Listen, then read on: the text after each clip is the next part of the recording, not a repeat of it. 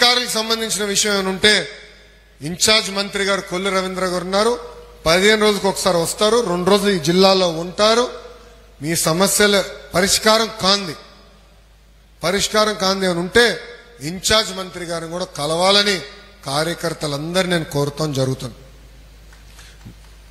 నేను చాలా స్పష్టంగా చెప్తున్నా, పార్టీలో యువరక్తం వచ్చింది. యువరక్తానికి ఎట్టుకో జూన్ నుంచి ట్రైనింగ్ ఉంటుంది, అందరికీ ట్రైనింగ్ ఉంటుంది. ఇది ఎందుకు చెప్తున్నా అంటే ఈ మధ్యన ఎక్కడికి వెళ్ళినా అందరు కాగితాలు పట్టుకొచ్చి నాకు ఇస్తున్నారు, అందరు కాగితాలు తీసుకొచ్చి నాకు ఇస్తున్నారు. అదిగో రెడీగా ఉన్నాడు. నేనేమన్నానంటే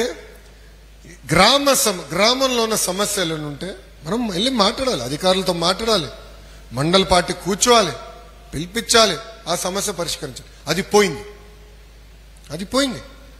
దానికి ఎందుకు పోయింది కూడా నేను చెప్తా. గత 5 సంవత్సరాలు ఎమ్మెల్యేలు ఏం పీకలేదురా భయ్. వాళ్ళు చెప్తే ఈయన నాదుడు లేడు, ఏదో లోకల్ గా అన్ని చేసుకోండి, అసలు మా దగ్గరికి రావద్దని చెప్పారు ప్రజలకి. ఈరోజు ఎప్పుడైతే తలుపులు తెరిసో సునామీకి వచ్చి మన పైన పడుతున్నాం.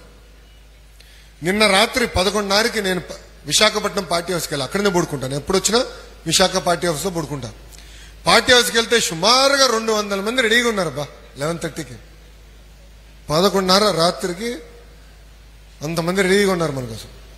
అంటే కలవాలి, వాళ్ళ సమస్య తెలియజేయాలి. సమస్యలు పరిష్కరించే అధికారం కార్యకర్తలకి ఉంది. నేను చాలా స్పష్టంగా చెప్తున్నా, విఆర్ఓ గాని, ఎంఆర్ఓ గాని, ఆర్డీఓ గాని చట్టపరంగా ఏమి చేయాల్సి ఉందో వాళ్ళు చేయాల్సిందే, ఇంక్లూడింగ్ పోలీస్ సోదరులతో సహా. ఇది చాలా స్పష్టంగా నేను ఇన్ఛార్జ్ మంత్రి గారు కూడా చెప్తాం జరిగింది. ఈరోజు మంత్రి గారు నేను కోరతాం జరిగింది, డిస్కస్ చేశాం. అది అధికారులకి నేను చెప్తాను, ఈ సభాముఖంగా కార్యకర్తలకి, నాయకులు నేను తెలుపుతున్నాను. తెలుగుదేశం పార్టీ కార్యకర్తలు కబ్జాదారులు కావు. మనం ఎవరిని కొట్టాం, మనం ప్రజల కోసం సేవ చేసానికి వచ్చాం.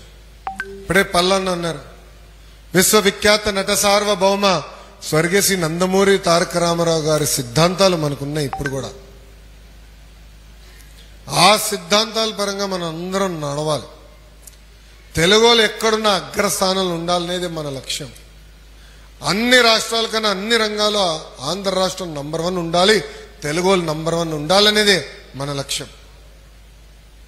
దానికి మనందరం కష్టపడాలి, కలిసికట్టుగా పని చేయాలి. రెండోది, కష్టకాలాలు మనం మర్చిపోకూడదండి. కష్టకాలాలు మర్చిపోకూడదు. ఈరోజు ఎస్పీ గారు వస్తే నేను చెప్పా, 90% మీ పోలీస్ సిబ్బందిని తీసుకుని వెళ్ళండి సార్, మాకు ఇంతమంది అవసరం లేదు, మా కార్యకర్తలు ఏం చేయరు, వాళ్ళని కలిసిదానికి వస్తున్నారని. ఇదే పోలీస్ సోదరులు గతంలో మన ఇంటి నుంచి బయటికి రావాలంటే మన గేట్కి తాడు కట్టారు. చంద్రబాబు నాయుడు గారు ప్రజల సమస్యలపైన పోరాడడానికి వస్తే విశాఖపట్నం ఎయిర్పోర్ట్ నుంచి బయటికి రానిలేదు. రామ్ తీర్థానికి అంటే రాముడు తల తీయేస్తే ఏకంగా ఆనాడు రామ్ తీర్థానికి వెళ్ళాలంటే స్వయంగా ఎస్పీనే టిప్పర్లు పెట్టారండి, అడ్డంగా రోడ్లపై టిప్పర్లు పెట్టి బాబు గారిని ఇబ్బంది పెట్టారు. ఒకడు పెద్ద పోటుగాడు అనుకున్నాడు, బాబు గారు పైకి వెళ్ళి కిందికి వస్తుంటే ఎదురలేదని ట్రై చేశాడు. అఫ్ కోర్స్ అతనికి ఇప్పుడు అడ్రస్ లేదు, రాజీనామా చేసి పారిపోయాడు అనుకోండి. అని ఎవరో మీకు తెలుసు అనుకుంటా. అర్థమైందా రాజా? గుడ్. సో ఇట్లా ఏంటంటే కష్టకాలాలు మర్చిపోకూడదు. 53 రోజులు చంద్రబాబు నాయుడు గారు బంధించారండి. ఈ రోజు కూడా బాధ నాలో ఉంది, నేను మర్చిపోలేదు. మళ్ళీ కలెక్టర్ కాన్ఫరెన్స్ జరిగితే ఎస్పీలు అందరూ వచ్చారు. నాకు మొదటిగా వచ్చింది కోపం వచ్చింది. అంటే ఇదే కాకి డ్రెస్ కదా మన ఆపింది, ఇదే కాకి డ్రెస్ కదా పాదయాత్ర చేస్తే స్టూల్ లాక్కున్నారు, మైక్ లాక్కున్నారు, మా కుర్రల్ని కొట్టారు. సో మంచి రోజులు వచ్చినాయని కష్టకాలాలు మనం మర్చిపోకూడదు. మనస్పర్ధలు ఉండొచ్చు, చిన్న చిన్న సమస్యలు మనలో ఉండొచ్చు, ఒక్కొక్కరికి డిఫరెన్స్ ఉండొచ్చు. కానీ కలిసికట్టుగా పోరాడపోతే గతంలో ఎలాంటి పరిస్థితి వచ్చిందో అదే పరిస్థితి మళ్ళీ రావచ్చు. అది మనం మర్చిపోకూడదు. ఇదే గుర్తుపెట్టుకోవాలి.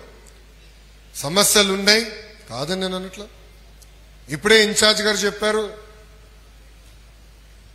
కూటమి ధర్మం అందరూ పాటించాలని ఆయన కోరారు.